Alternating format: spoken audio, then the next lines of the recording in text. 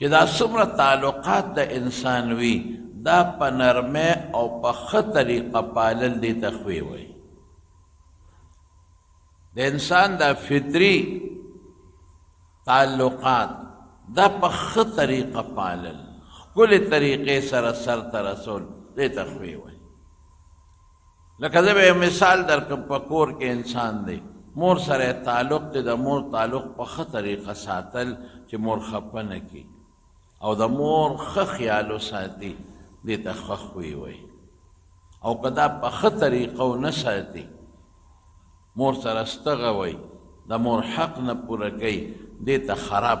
خراب خوی وایي. بچی سره تعلق دی چې دا ښه وساتي، د بچو ښه تربیت وکړي، د بچو خیال وساتي، په نرمه لهجه ورسره خبره کوي، ادب ورته وښایي، دا ښه خوی دی. او که بچو سره ظلم کوي، زیاتې کوي، دا بد خوی دی. د جومات د استاد او د مقتدیانو منځ کې یو تعلق دی، دغه تعلق په ښه طریقه پالل چې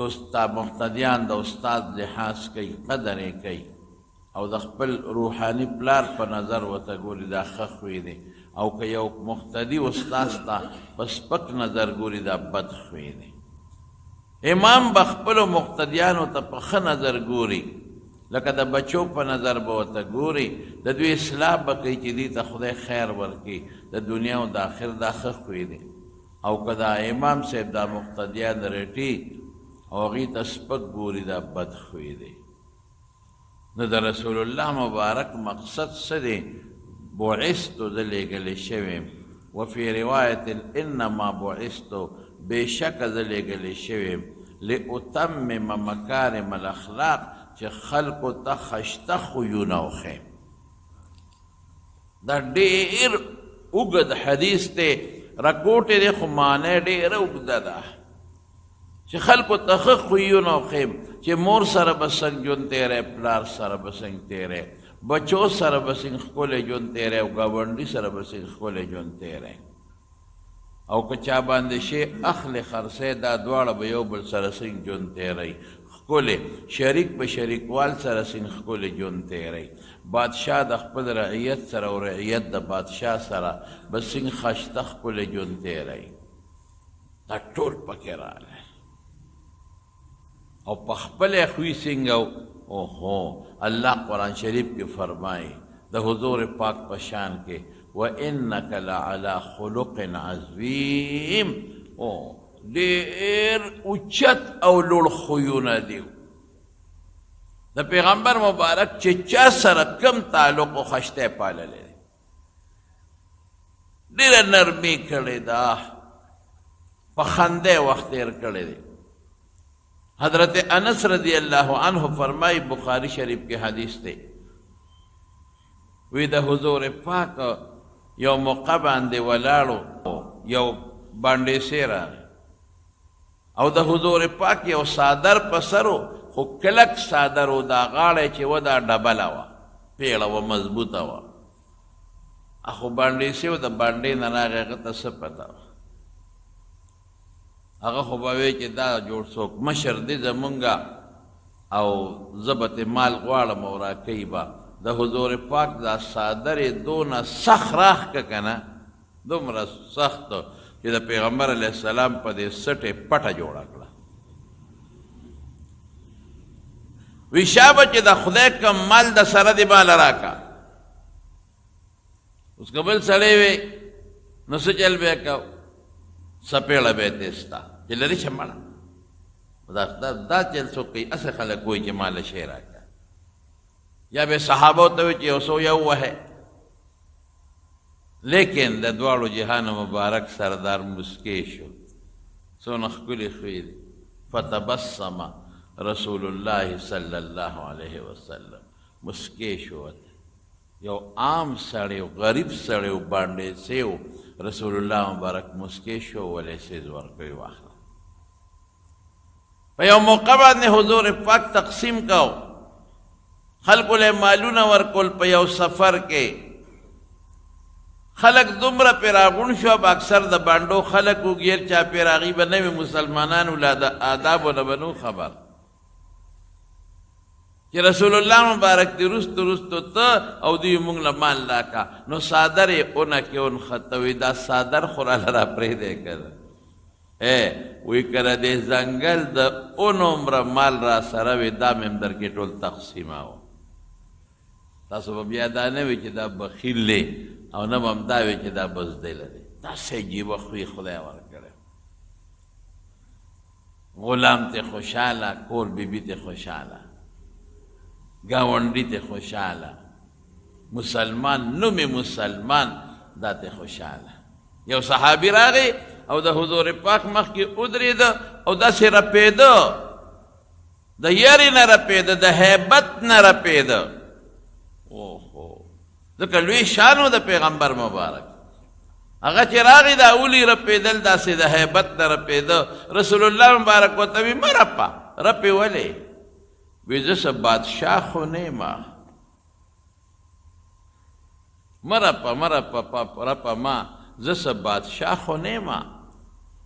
چې ته زما نه رپېږې زه د هغې قریشي ښځې زوی یم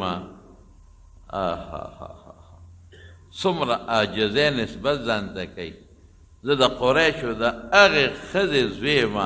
چې هغې ځان له جامې په خپله ګنډلې او زه د قریشو د هغې ښځې زوی یم چې هغې ځان له چیلې په خپله لشلې ده د یو غریبې ښځې زوی یم زه بادشاه خو نه یم دا ظالمان بادشاهان یې یادول چې دربار کې د بار نه څوک راشي نو رپېږي دی رپما مدینه منوره کې یو ښځه وه یو بوډۍ د هغې دماغو کې چلو بیماره وه داسې نیمه لیونۍ شانتې وه رابغې رسول الله مبارک بیا د مټونه وي تا سره یو څو خبرې کوم ورسره به روان شو د مدینې منورې لارې ته به ځان سره پیغمبر بوته ورسره به روان شو دا بیا نه وي چې دا خو لیونی ښځه ده زه مړې خپل کار کوه یا دا لیونی کور سنبال کې نه چې ته کم خوازې کمې لارې ته ځې د سره هغې لارې ته ځم څومره ښکلې ښوي انکا چې قرآن شریف کې الله وی او په تاکیدي الفاظ وی الله وی او دا طالبان نور په دې جمله پوهېږي تاسو عوام پرې نه پوهېږئ انک لعلی خلق عظیم اوهو ان لفظ شو اسمیه جمله ورته دی وی خلق لفظ وسره عظیم لفظ لام راوړل د طالبان پرې پوهېږي ډېر عظیم خویونه او پتا کې خشته خویونه نو پیغمبر علیه السلام خو زموږ دپاره اسوه حسنه دی نمونه ده د موږ دپاره ولکم فی رسول الله اسوة حسنة لمن کان یرجو الله والیوم الآخرة چې څوک الله او آخر مني د هغه دپاره رسول الله مبارک ښکلې نمونه د هغسې نمونه به ته جوړېږي د هغه خوی ښکلی و نو ښکلي خوی به ځان کې پیدا کړو بد خوی ښه شی نه دی عبدالله ابن ابی د ټولو منافقانو سردار هغه کسې کړي دي که نه چې ابوجهل هم هغسې نه دي کړي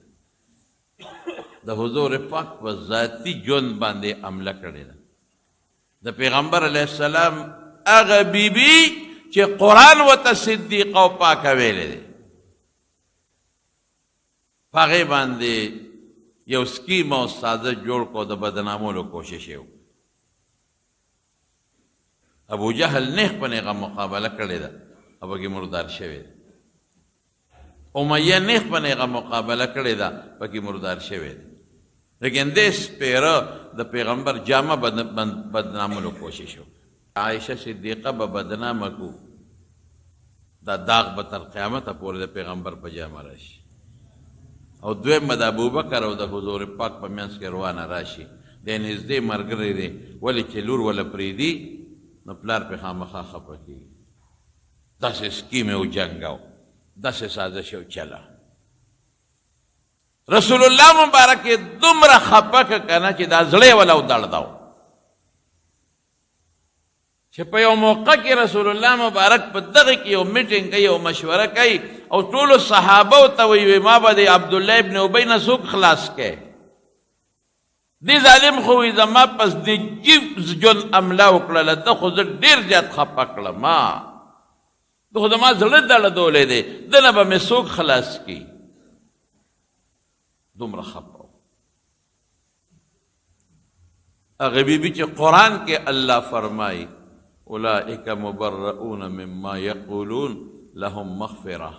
فرزق کریم غالبا وی دی پاک خلق دی الله ورته پاکه ویلې ده الله ورته جنتي ویلې ده الله ورته ویلې دي چې دا ما بخلې ده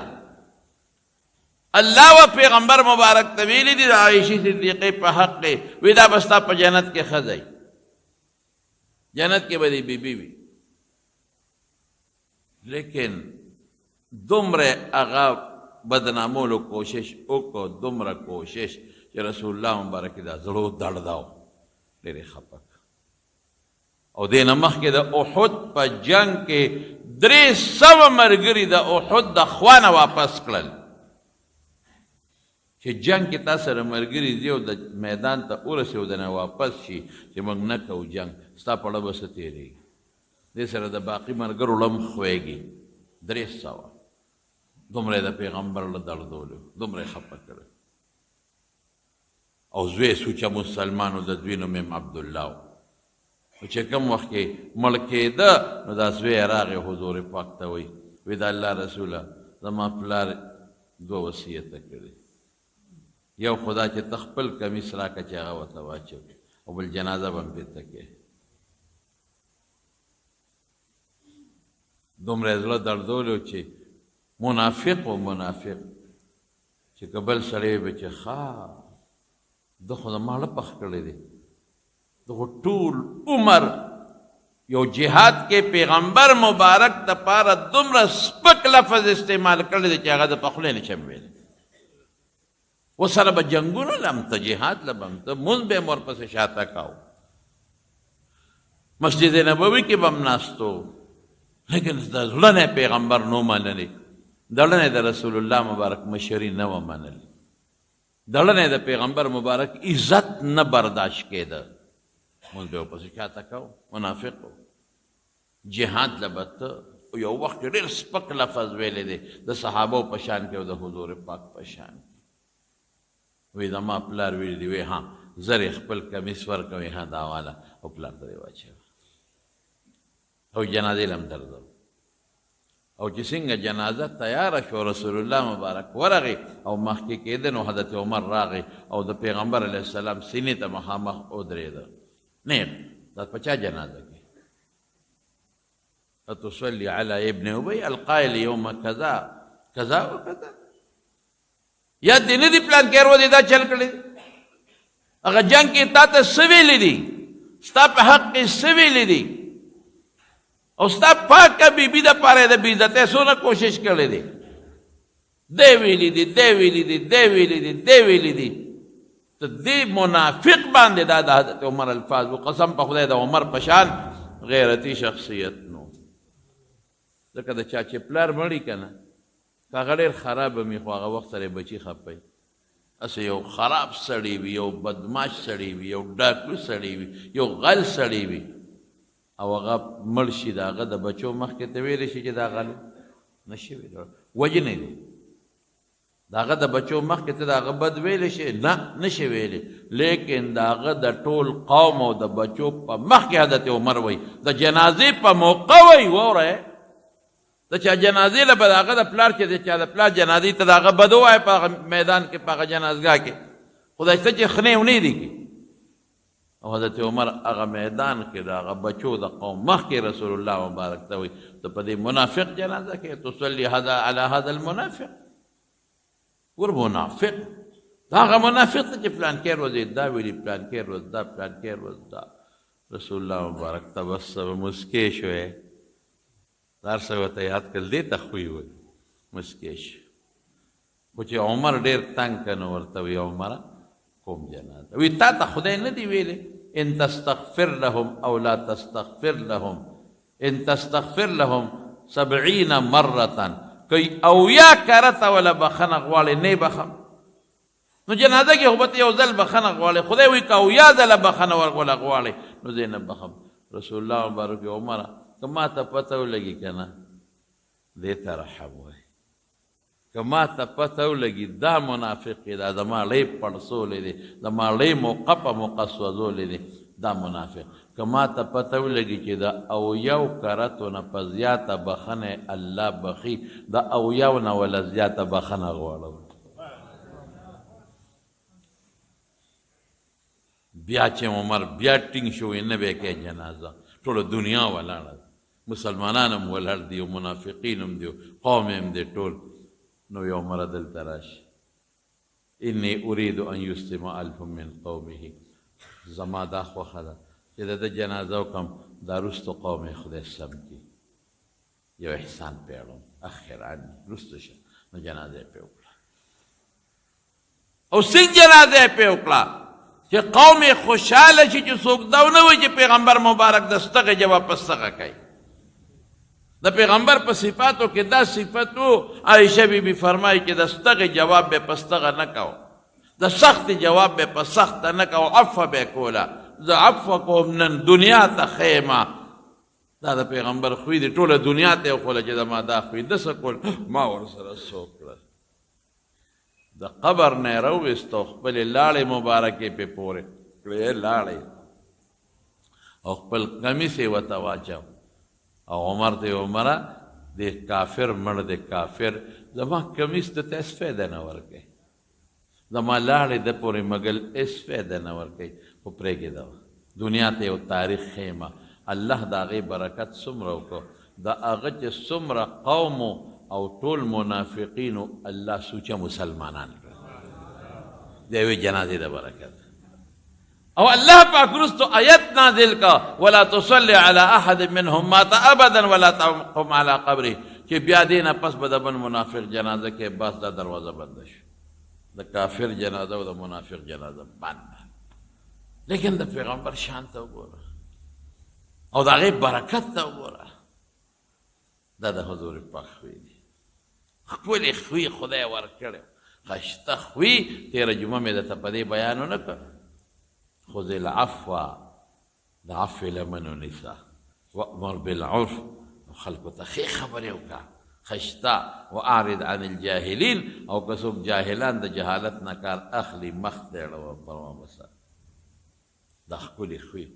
عایشه صدیقه رضی الله تعالی عنها فرمای وی قسم دې په کور کې بیا ګډه چیلې ده نه په خپله لشله نه بیبیانې دې په خپله لشي او چې جامه به یې اوښلې ده په خپله به یې ګنډله او چې پیزار به یې اوښلې ده په خپله به یې ګنډه او که د کور برقه به اوښلېدله په خپله به یې ګنډله او موږ سره به په کور کې کار کوو د زنانو سره به خپل کار موږ سره کوو نه بیبیانې دي او څه فرمایي ما ضرب امرأة ولا خادما قط یو بیبي یو نوکر غلام یې چته وهلی نه دی د الله دپاره یې وال کړي دي او نه یې بیبي له ډب ورکړی دی چته څوک ثابتولی نه شي چې بیبي له ډب ورکړی دی او نه یې چته غلام او خادم له ډب ورکړی دی څومره ښه خوی دی موږ خو بیا کوتک ته ګوتې ښځو سره خو بیا ډېر ظلم کېږي ډېر ظلم کېږي وهل ټکول کنځل ستغې سپورې خویندو باندې خلک ورځي نو د خورسونه احترام دی خویندې وهي مور باندې ورځي مور وایي په پلار ورغر وایي پلار وایي دا مونږ پرې نه ښودل مور او پلار هم پرې نه ښودل ښځه هم پرې نه ښوده په معمولي خبره دړمنه کې دړمنه بانه ورته جوړه کړي وړه غوندې بانه او په هغې ظلم کوي ورسره زیاتې کړي په لوڼو ظلم په خویندو ظلم په بچو ظلم یوازې منځ کافي نه دی وروڼو ګورئ یوازې په منځ نه خلاصېږي یوازې په تهجدو نه خلاصېږي یوازې په صدقو نه خلاصېږي یوازې په روجو نه خلاصېږي خلاصېږي به په ښه خوی چې ښه خوی در کې وي بهترین خوی بس دا د کامیابۍ نښه ده که ښه خوی در کې نه که نه دا د ناکامۍ نښه ده نو د حضور پاک خوی ښکلی او مزېدار په یو سفر کې